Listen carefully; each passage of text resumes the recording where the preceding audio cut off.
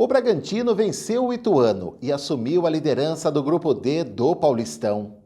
A partida foi na sexta-feira à noite em Bragança Paulista. Em jogada na área, Matheus Jesus bateu e a zaga desviou. O árbitro marcou o pênalti. Ítalo cobrou e fez 1-0 Massa Bruta. Rápido em lançamento, o Ituano finalizou, Júlio César defendeu e no rebote Pacheco empatou. Em falta na entrada da área a favor do Braga, Morato cobrou, Líger escorou de cabeça e Léo Ortiz botou para o fundo das redes. 2-1 placar final. Com a vitória, o Bragantino foi para 11 pontos e subiu para a liderança do Grupo D. No dia 9, às 8 da noite, a equipe vai até Campinas enfrentar a Ponte Preta. O técnico do Bragantino, Felipe Conceição, na entrevista coletiva, fez uma análise do que foi essa vitória e também o CEO da Red Bull Brasil, Thiago Escuro, participou da coletiva e falou sobre esclarecimentos do momento vivido pelo clube. Foi um jogo difícil, mas que soubemos jogar ele. Controlamos maior parte do jogo e criamos situações para não passar o que passamos no final do jogo. Mas acontece, faz parte do processo e a gente vai evoluindo. Não, muito cedo para time titular. O que eu estou fazendo é dia a dia, vendo o rendimento de cada um e a gente vai escolhendo a escalação no dia a dia, no trabalho dia a dia, analisando, vendo quem está melhor no momento. E esses que estão começando é o que eu estou vendo que, no momento, estão atuando melhor. Tá? Nós tivemos uma postura de segundo tempo muito boa e que não tínhamos ainda passado por isso, né? De vencer e voltar no segundo tempo muito forte. Então, já é um ponto positivo, uma evolução nesse sentido. Os outros jogos que a gente ficou na frente, o início do segundo tempo sempre foi um pouco arrastado até a gente engrenar de novo. Foi assim contra o Oeste, foi assim contra o Palmeiras. E hoje eles voltaram com a mesma intensidade do primeiro, até um pouco maior. E o Arthur vem crescendo junto com a equipe. Eu acho que vários jogadores atuaram hoje melhor do que em outros jogos. A gente está vendo aqui que tem muitos comentários de divisão no elenco. Daqueles que ficaram, daqueles que chegaram. O que tem de verdade nisso e como que vocês, diretores, você, diretor de futebol, está gerenciando tudo isso para saber se é ou não boato e se está tendo, qual é a conversa com aqueles que ficaram, com aqueles que estão chegando. Bom, primeiro, boa noite a todos. Eu te agradeço pela pergunta, porque dá a oportunidade da gente se posicionar. Algumas coisas elas são normais em qualquer ambiente de trabalho, o futebol não é diferente. Quando você tem uma mudança de pessoas, você tem uma mudança de patamar, você tem uma mudança de exigência, mudança de comportamento em vários sentidos. Então, nós mudamos de centro de treinamento, boa parte dos atletas mudaram de cidade, residência, famílias, tanto faz quem já estava ou quem chegou. O nosso início de ano trouxe muitos desafios do ambiente. Então, é natural que tenha um tempo onde o nosso trabalho também é tratar isso de forma honesta e transparente, que é a maneira que a gente trata com os atletas. Não tem diferença ou distinção de quem veio, chegou, não existe preocupação de jogador com quanto o outro ganha, todo mundo é respeitado como atleta do clube, todo mundo tem o mesmo valor, e o que a gente precisa fazer aqui é fazer com que este grupo, com o tempo, passe a se comportar de maneira similar ou ainda melhor do que nós conseguimos construir na temporada passada. E da mesma forma que isso foi um processo no ano passado, está sendo um processo nesse ano. Então, óbvio que existe respeito nosso com todos os jornalistas, imprensa, torcedores, comentários, é o trabalho de vocês. Agora, o nosso é fazer o que a gente acredita, é conduzir o dia a dia, é olhar o problema e resolver o problema. Então, nós estamos muito habituados na nossa cultura, no futebol. Vou fazer uma analogia aqui, se o pé está lesionado, a gente aqui corta o pé fora. A gente não procura tratar o pé para ele ficar bom. E a nossa postura, enquanto dirigente, enquanto clube, é buscar o problema e tratar o problema. Então, é só assim que a evolução vai vir. Nós acreditamos demais na continuidade, nós acreditamos demais na evolução que nós vimos hoje em campo, de comportamento, inclusive, um time vibrando, um time comemorando junto, um time, o Claudinho aplaudindo o Vitinho na saída, pedindo para que o torcedor fizesse o mesmo. Então, quem não observou, quero destacar aqui a postura do Claudinho nesse sentido, que a gente precisa reconhecer. Então, o comportamento do torcedor a gente não controla, a gente controla o nosso, e esse vocês podem ficar tranquilos que nós temos capacidade, competência e estamos atuando para que esteja da melhor maneira possível. Dá para ficar pronto? Está pronto Então, agora? Pronto não vai estar nunca, mas no nível alto, a gente vai demorar ainda um pouco a estar num nível muito alto. Agora, já estamos conseguindo ser uma equipe competitiva durante mais tempo, durante o jogo. Hoje, poderia ter ampliado para cá antes de sofrer no final do jogo. E o gol do Ituano é a única bola que chega no gol do Júlio César no primeiro tempo. Há um erro, mas há um controle total do jogo. Se a gente não toma aquele gol, com certeza a gente ia construir uma vitória mais fácil. Então, são ajustes, são detalhes. Eu posso te garantir que toda semana a gente está colocando um tijolinho e fortalecendo essa construção, seja por comportamentos de união, de coesão, seja de competência dentro de campo, seja de entrosamento entre eles, seja de adaptar os comportamentos novos que eu tenho pedido. Então, a gente está num processo de evolução. Aonde a gente vai estar no final desses 4 jogos, eu não tenho bola de cristal, mas eu tenho certeza que vamos estar melhor, porque o nosso caminho está sendo para cima e vai continuar sendo. Você gosta do que vê e você provavelmente também pediria o Claudinho no time? A exemplo do que faz o torcedor, Thiago. Café, eu tenho muito respeito por tudo que está sendo feito internamente. Um dos meus papéis aqui é trabalhar para dentro, não para fora. É assim que eu entendo a função. É evidente que eu torço pelo nosso sucesso, assim como todos os torcedores, mas a minha forma de enxergar o processo ou analisar, ela tem que ser diferente. Eu não posso tomar decisões passionais, eu não posso ser movido por emoções. Com relação ao Claudinho, eu entendo e respeito o processo que está sendo conduzido com ele. O nosso objetivo com todos os atletas é fazer com que eles sejam melhores do que foram o ano passado, especialmente um atleta em ascensão, como é o caso do Claudinho. Ele conquistou todo esse respeito, essa consideração de vocês e do torcedor, mas a exigência sobe, o próximo nível exige mais, não só dele, mas de todos. Não foi só o Claudinho que oscilou nesse início de ano, o Tony Anderson teve espaço, saiu, o William Correia, outros atletas. Eu não acredito em time titular e em time reserva, não posso acreditar nisso como dirigente.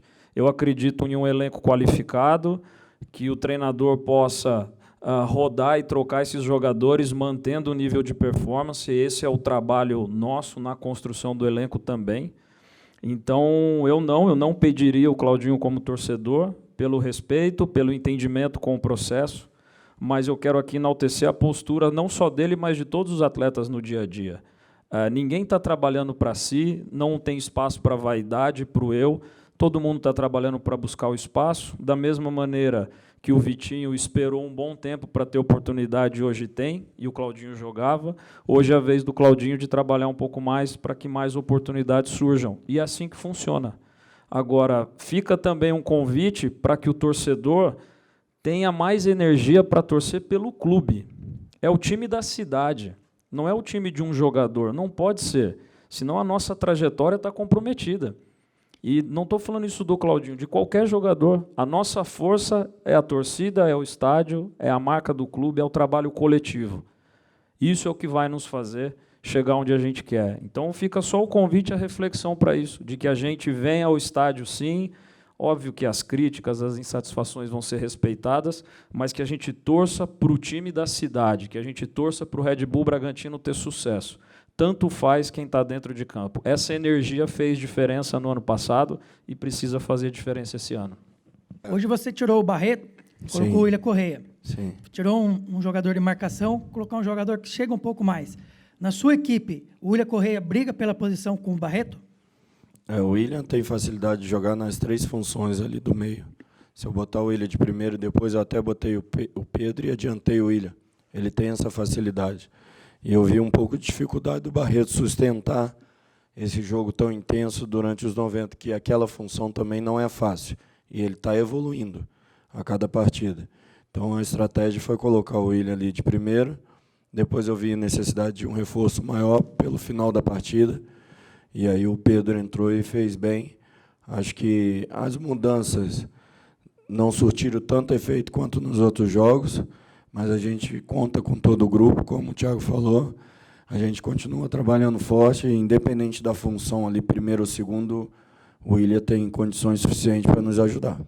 É essa equipe, é esse elenco que o Felipe vai poder contar para o Campeonato Brasileiro?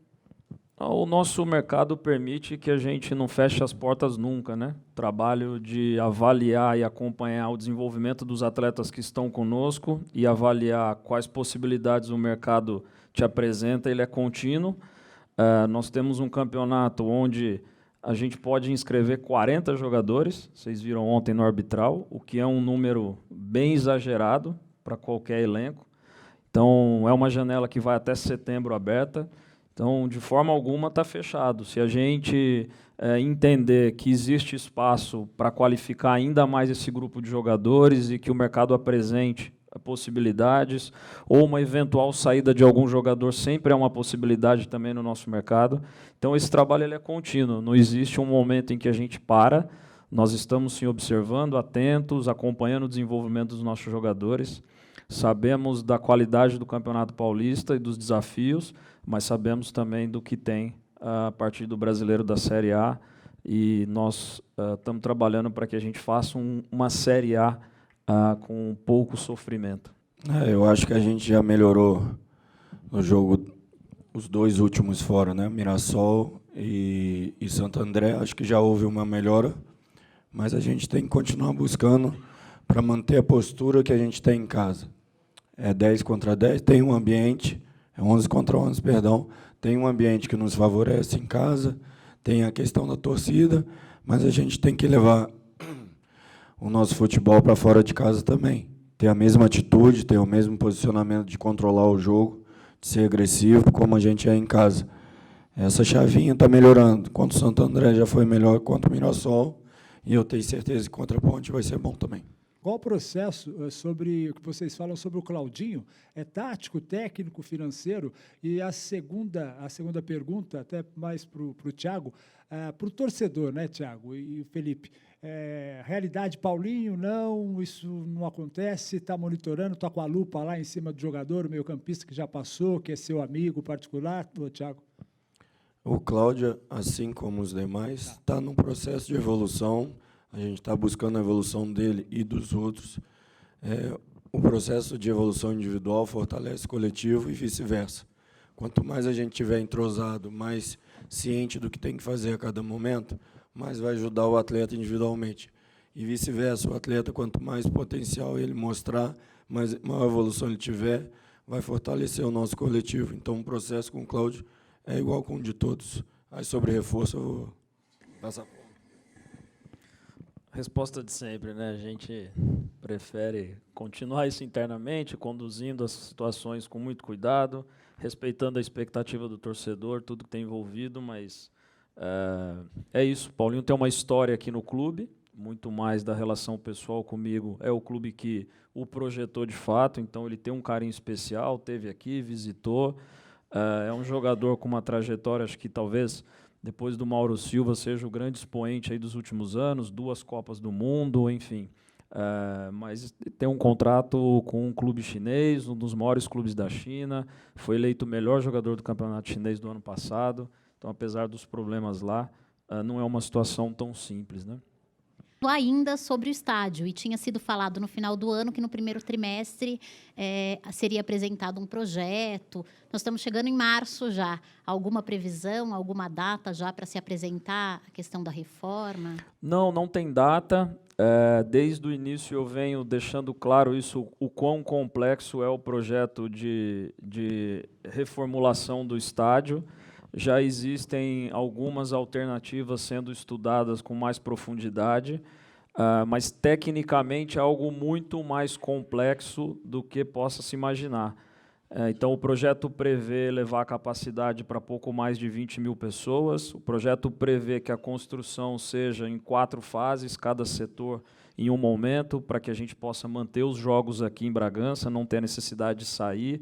Então, são pontos estratégicos que vai envolver fluxo de pessoas no entorno, tem uma série de impactos, inclusive com o poder público, que nós estamos começando a conduzir.